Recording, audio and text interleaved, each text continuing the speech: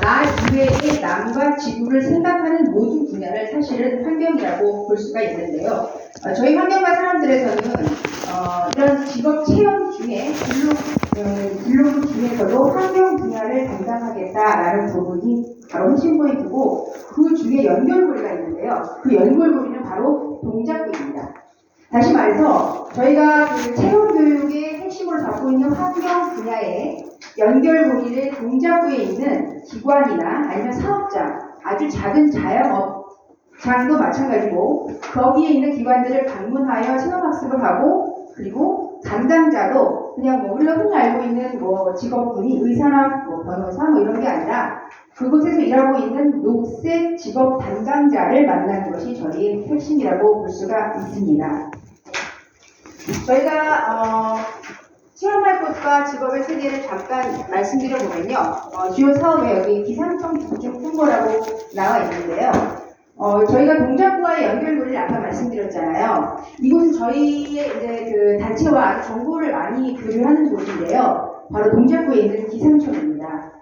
기상청에 가서 기상 예보관이 되어본다든가, 아니면은 재난 예보 과정을 수업을 한다든가, 그곳에서 기상 용어를 습득하고 기상도를 직접 그려보는 그런 공부를 하는 것을 통해서 체험을 할 수가 있고요. 그리고 기상 관측 장비 혹시 슈퍼컴퓨터라고 다 아시잖아요. 그 부분이 이제 지금 동작구에는 없어요. 그 컴퓨터가. 근데 이제 충북을 방문을 할 수가 있는데, 그 슈퍼컴퓨터가 AI 데이터가 어떻게 연결이 돼서 실제로 어떻게 예보를 할 수가 있는지, 이런 과정들을 배울 수 있는 체험의 장이 될 수 있고요. 두 번째는 여기에는 나와 있지 않는데요. 기상청 다음으로 이제 이 동작구에 있는 가장 큰 정원이에요. 바로 현충원입니다.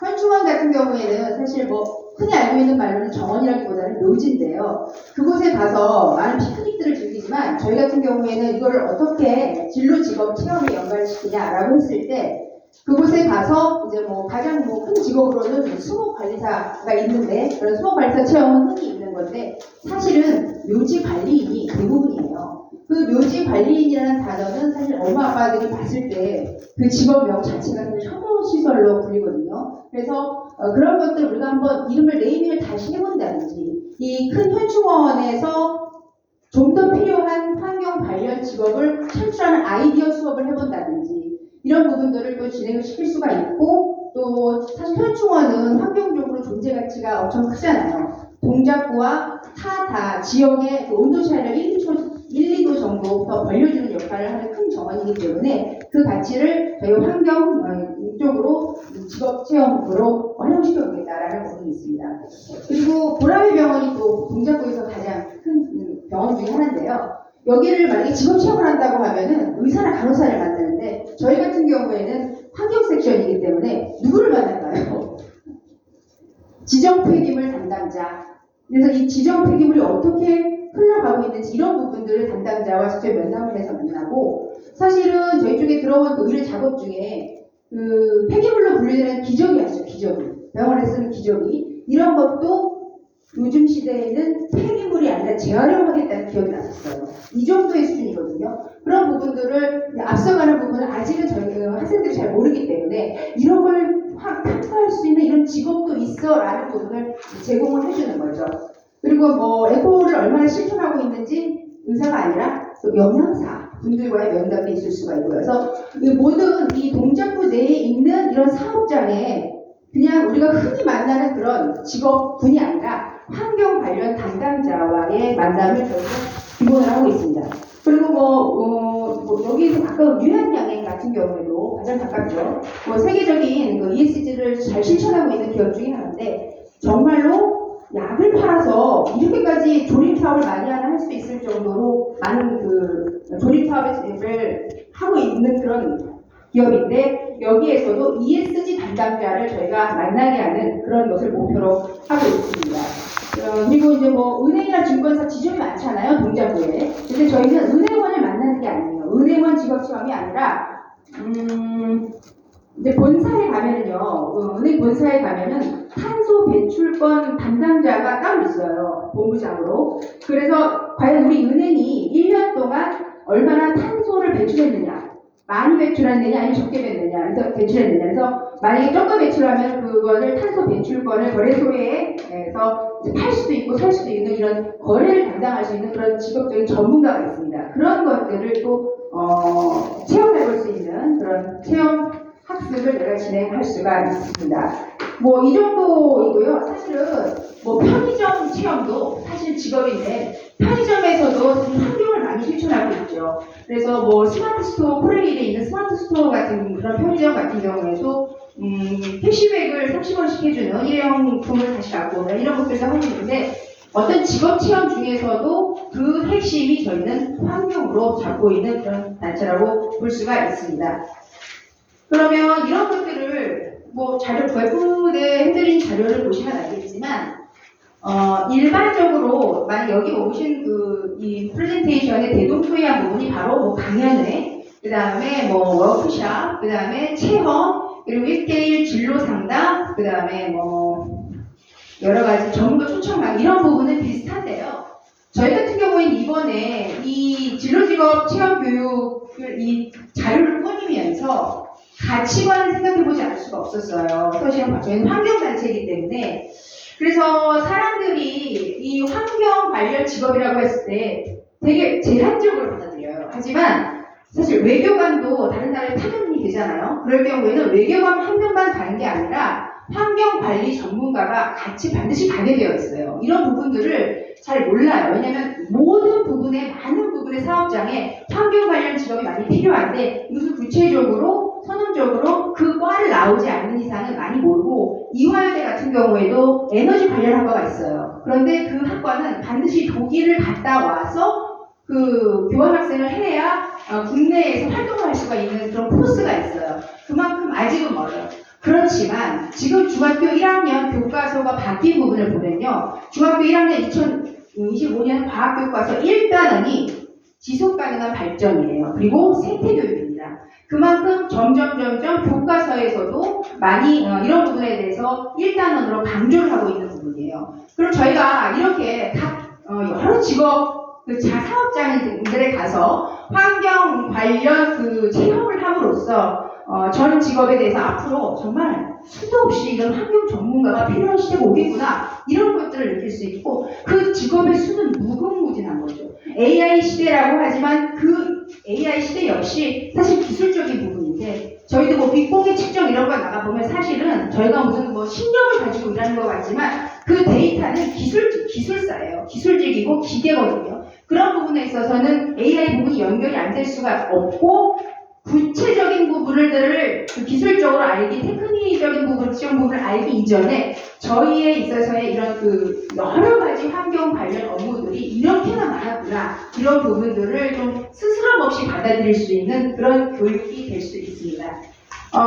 그래서 결국은 자료를 보면 알겠지만 마무리를 짓자면 저희는 이런 것들을 통해서 현재는 이런 체험을 한다면 일단 대환경 가치관을 형성을 하고 그리고 실무 담당자가 이렇게까지 있구나 이런 것들을 통해서 유익한 네트워크를 그 학생에게 연결시켜줍니다. 그래서 환경 관련 진로 너무나 막연해 이런 것들 불확실성을 극복할 수 있는 현재의 대안을 마련해주고요. 또 미래에는요. 이례적으로 끝이는 게 아니잖아요. 미래에는 뭐 화상회의나 아니면 온라인 Q&A 이런 것들 통해서 뭐 그런 건 기본적으로 정보 제공이 연결되는 부분들은 뭐 다른 조직과 대동소이하고요. 그래서 이 환경 관련 쪽 나의 능력치를 계속 쌓아나가는 거죠. 그래서 변화에 대처하는 어떤 이런 직업 탄력성까지도 확보를 하는 겁니다. 아마 무수히 많은 직업들이 나타날 텐데요. 저희 같은 경우에는 이런 것들이 어떻게 연결이 가능하냐라고 했을 때 저희에게는 이쪽에서 제가 클릭은 좀 많이 가야 돼가지고 저희 환경과 사람들에서는 미래전략 환경과학 포럼이라는 포럼이 있습니다. 이 포럼은 한마디로 말씀드리면 132명으로 이루어진 저희의 데이터베이스입니다. 인력 풀이에요. 그래서 저희 환경과 사람들 산하, 교수, 박사, 기술사 등 사실은 테크니션이 되게 많아요. 그 132명으로 이루어진 실무 전문가죠. 실무진은 따로 있지만 전문가들과 네트워크를 형성하고 실제로 3개월마다 한 번씩 포럼과 학술회를 개최하고 있어요. 이 개최하는 곳에 그 학생이 추후적으로 오면 거기서 직접 만날 수 있는 기회가 되면서 자신의 환경 능력치를 더 키울 수 있는 그런 장이 될 것입니다. 예, 여기까지 하겠습니다. 네, 수고하셨습니다. 네, 질문 있으신 의원 중에서 질문해 주시기 바랍니다. 네. 네, 주로 ESG나 환경 쪽 말씀을 많이 해주신 것 같은데요. 물론 이제 반드시 좀 필요한 부분이라고 저도 생각은 합니다만 사실 저희 ESG 공시 같은 것도 의무화하고 지지부진하고 있고 유럽 위주의 가이드라인이기도 하고 사실 우리나라에서 이게 뿌리 내릴 수 있을지 저는 개인적으로 좀 의문이거든요. 그렇다고 한다면 환경 관련 직업군들에 대해서 설명을 하는 게 이 아이들의 그 진로 선택에 있어서 정말 바람직한 일일까라는 생각이 조금은 들어요. 그러니까 물론 이제 환경 관련 직업을 선택하고 관심 있는 사람들도 있을 테지만 관심이 없거나 혹은 이 직업이 향후에도 이제 잘 나갈 수 있을지에 대한 의문들을 가질 텐데 그런 부분들. 그래서 좀 더 범용적인 진로 교육이 이루어져야 되지 않을까라는 생각인데 환경 쪽에 좀 치우쳐져 있는 것 같았어요. 어떻게 생각하시는지 궁금합니다. 저희가 사실 어떤 업체 같은 경우는 한 265개 정도의 직업군을 다 소개 가능하다라고 하는데 저희는 이제 그렇지는 않고요. 근데 저희가 20여 년 정도 이 환경관 사람들을 운영해 오면서 이 환경이 중요하다는 것뿐만이 아니라 사실은 직업적인 가치가 앞으로 많이 확장될 것이라는 생각인데 전문적으로 ESG 부분에서 어떻게 될 거냐 말 거냐 이런 부분들은 이제 그거는 전문가의 의견을 이제 들어봐야 되겠지만 직업은 분명히 확대가 될 것이고 그 직업 관련과들이 많이 있는데 그 관련과들이 사실은 아까 말씀드린 것처럼 유럽에 도입하는 부분에 대해서 얘기하셨지만 혼자만 대한민국의 힘으로는 사실은 뭐 취직이나 아니면 그 깊이가 가능하지가 않아요. 그러면 오히려 더 가능성이 있다고 보는 거죠. 그래서 저희는 그 가능성을 함께 열어가고 제일 중요한 건 저희 포럼을 통해서 또 깊이가 있고 내가 한번 뛰어들어 보겠다는 그런 학생들을 통해서 하는 거고 결국은 모집을 해야 되겠죠. 아이들을 많이 모집을 해야겠죠. 그래서 설명회를 하고 거기에 관심 있는 아이들이 있을 때 뭐 동작구청 당당을 빌려서 한다든가 이런 설명회를 통해서 진로 적성 검사를 한 이후에 이루어지겠죠. 예, 무작정 되지는 아마 않을 거예요. 저희는 포커스는 이렇게 맞춰져 있습니다. 예, 다른 질문 있으신가요? 예, 없으시나요? 예, 없으시면 마치겠습니다. 네, 고생하셨습니다. 감사합니다. 예, 세션에서 드리겠습니다.